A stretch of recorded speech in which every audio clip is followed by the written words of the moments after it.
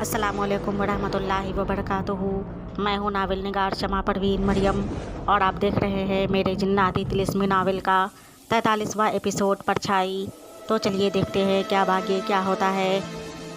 वो दाई अपने चेहरे पर घबराहट के आसार लिए उन चारों यानी शहंशाह शहरयार, वज़ीर शाह ज़ुमान, दुर्वेश अज़ीज़ बख्तियार और आसिया बेगम के ससुर असवद हयात को मुखातिब करते हुए बोली, हुजूर, सारी गलती उस नजूमी की है।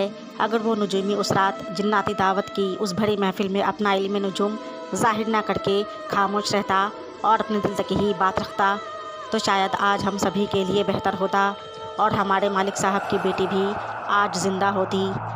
उस दाई ने असवद हयात की तरफ देखते हुए अफसोस से कहा और दुर्वेश अज़ीज़ बख्तियार मन ही मन में मुस्कुराने लगा और फिर अपनी बात को जारी रखते हुए उन चारों को मुखातिब करके वो दाई औरत दोबारा बोली, उस रात नजूमी ने उस जिन्नातों की शाही तकरीब के दौरान लोगों के पूछने पर बहुत सारी बातें बताई और लेकिन वो औरत जो मुझे अपने घर लेकर आई थी उसके बाप ने इशारे से उस नजूमी से शायद कुछ पूछा था और उस नजूमी ने उसे इशारतन कुछ समझाकर कहा, आपको हमारे साथ अकेले में बात करनी होगी।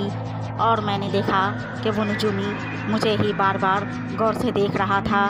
एक पल के लिए मैंने सोचा कि ये नजूमी है, कहीं इसे मेरे बारे में तो कुछ पता नहीं चल गया जो ये मुझे इस तरह से देख रहा है। मैंने उस औरत को इशारा किया और फिर उस नजूमी से मुखातिब होकर बिला झिझक पूछ बैठी कि आपको मेरे बारे में कुछ पता चला है क्या? मेरे बारे में भी कुछ बताएं। उस नजूमी ने बारी बारी से सभी को कुछ ना कुछ बता दिया और फिर मुझे इस बात में इशारा करके रात के खाने के बाद उस नजूमी ने हम लोगों को और यानी वो जिन्नात जो उस औरत का वालिद था उसे और उसके साथ साथ मुझे भी एक खुफिया कमरे में बुलाया। मैंने उस कमरे में चारों तरफ इधर उधर देखा। वो कमरा काफ़ी अजीब सा लग रहा था। अभी मैं उस खुफिया कमरे का जायज़ा ही ले रही थी कि उस नजूमी ने उस जिन्नात और उसकी बेटी से इशारतन कुछ खुफिया बातें करने के बाद मुझसे मुखातिब होकर कहा, सुने काबिल एहतराम औरत, तू जिस हवेली में काम करती है वहाँ एक बहुत अजीम ताकतवर हस्ती की पैदाइश होने वाली है। और मैं उस नजूमी की बात सुनकर हैरान हो गई क्योंकि हमारे मालिक साहब की बीवी को वाकई में औलाद की पैदाइश होने वाली थी।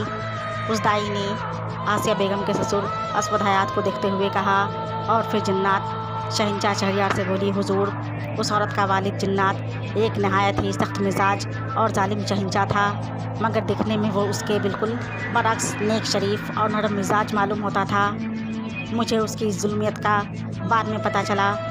उस दाई की बात सुनकर जिन्नात शहंशाह शहरयार और वज़ीर शाह ज़ुमान दोनों दुर्वेश अज़ीज़ बख्तियार की तरफ देखने लगे और दुर्वेश अज़ीज़ बख्तियार ने कुछ सोचकर इशारे में आंखों ही आंखों से जिन्नात शहंशाह शहरयार और वज़ीर शाह ज़ुमान को कुछ समझाया और वो लोग अच्छी तरह समझ भी गए। वो दाई उन लोगों के इशारे को समझने की कोशिश करने लगी मगर नाकाम रही और जिन्नात शहंशाह शहरयार के गौर से देखने पर खौफज़दा होकर उन चारों को देखने लगी। इधर मलका मोमिना बेगम ने खादिम शाहवेज़ से पूछा, खादिम शाहवेज़, आप हमें आगे का वाक़या बताएं कि उन सांपों के बीच जाकर आप लोगों के साथ आगे क्या हुआ और क्या किया शहंशाह ने? कौन थे वो लोग? मलका मोमिना बेगम के इतने सारे सवाल पर आसिया बेगम उसे देखने लगी और वो नामालूम खौफनाक परछाई भी मलका मोमिना बेगम को देखते हुए खादिम शाहवेज़ की ज़ुबानी उन सांपों के वाक़यात को सुनने का इंतज़ार करने लगी। खादिम शाहवेज़ ने खोए हुए अंदाज में उस वाक़े को फिर से याद करते हुए कहा, मलका मोमिना बेगम, मैं आपको लफ्ज़ों में बयान नहीं कर सकता कि मुझे उन सांपों की दुनिया में कदम रखकर कितना अजीब सा लग रहा था।